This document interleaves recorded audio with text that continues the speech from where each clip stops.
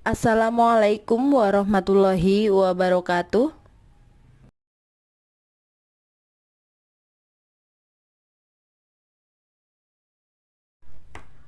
Hai anak-anak, bagaimana kabarnya kalian semua?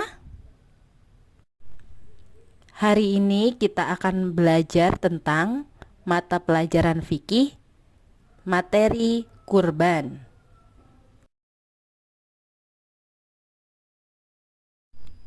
Ayo kita amati gambar di samping.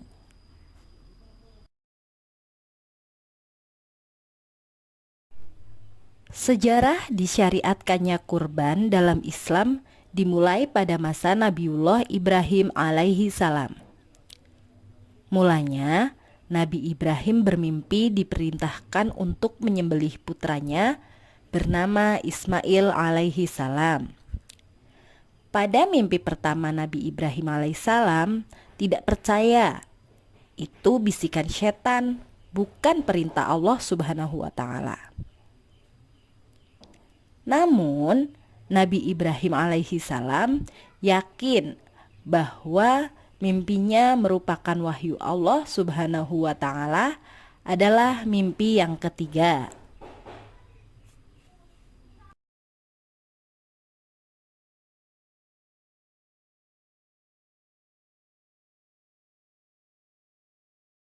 Akhirnya, mimpi Nabi Ibrahim alaihi salam dilaksanakan ketika Nabi Ismail alaihi salam berusia 7 tahun. Ada pula yang berpendapat 13 tahun.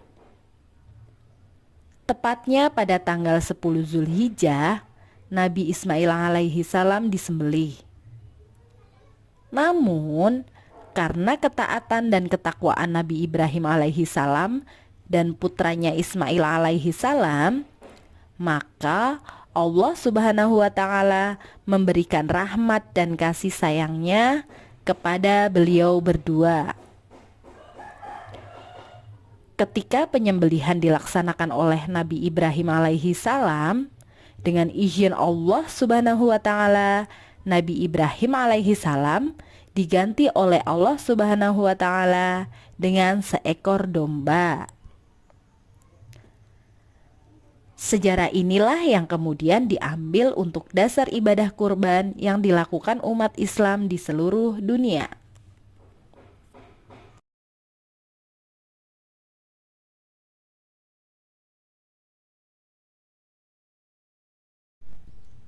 Pengertian kurban. Kurban menurut bahasa berasal dari bahasa Arab uruba, yakrubu, kurbana, yang artinya dekat, mendekatkan, menghampiri.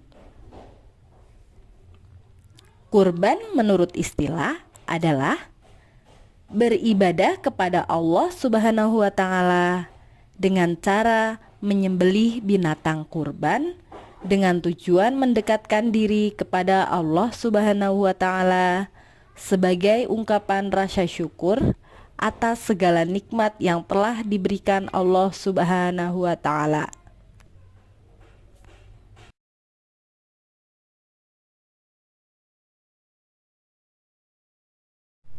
Dari pengertian di atas, perintah ibadah kurban berdasar atas diperintahkannya Nabi Ibrahim alaihi salam untuk berkurban. Kurban adalah segala sesuatu yang digunakan untuk mendekatkan diri kepada Allah, baik berupa hewan sembelihan maupun yang lainnya. Kurban atau al-udhiyah adalah menyembelih binatang kurban dengan tujuan ibadah kepada Allah pada hari raya Idul Adha tanggal 10 dan 3 hari tasyrik, yaitu 11, 12, dan 13 Zulhijjah, yang diniatkan semata-mata untuk mendekatkan diri kepada Allah Subhanahu wa taala.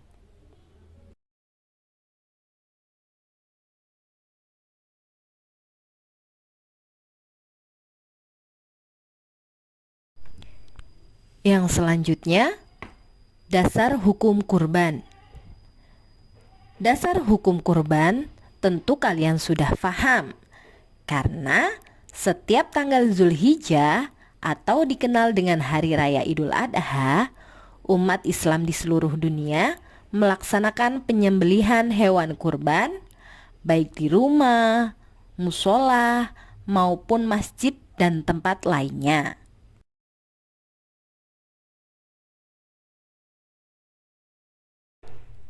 Dasar hukum kurban adalah perintah Allah Subhanahu wa Ta'ala yang didasarkan pada ayat Al-Quran dan hadis berikut ini. Allah Subhanahu wa Ta'ala berfirman dalam Quran surah Al-Kautsar ayat 2. Fasholli lirabbika wanhar. Artinya, maka laksanakanlah sholat karena Tuhanmu, dan berkurbanlah sebagai ibadah dan mendekatkan diri kepada Allah.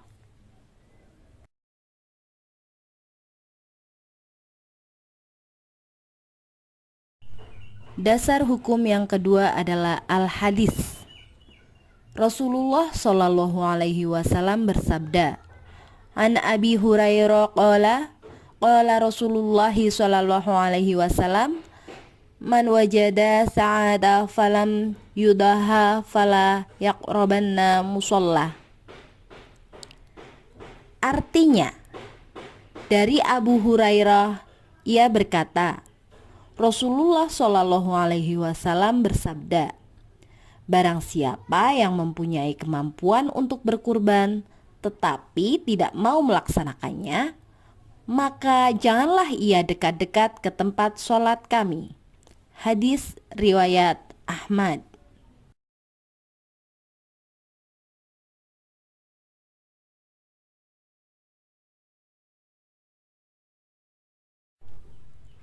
Ketentuan kurban.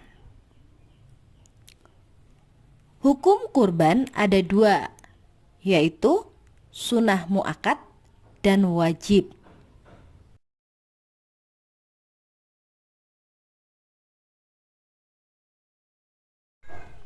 Sunnah muakkad, menurut jumhur ulama atau kebanyakan ulama, hukum berkurban adalah sunnah muakkad. Artinya, orang yang mengerjakan mendapat pahala dan yang tidak mengerjakan tidak berdosa.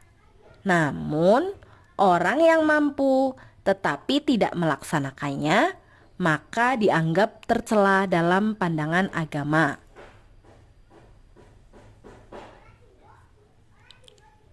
Wajib.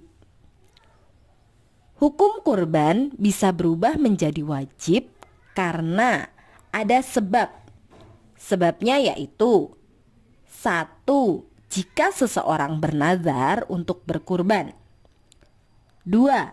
Jika ia telah mengatakan ketika membeli atau memiliki hewan tersebut.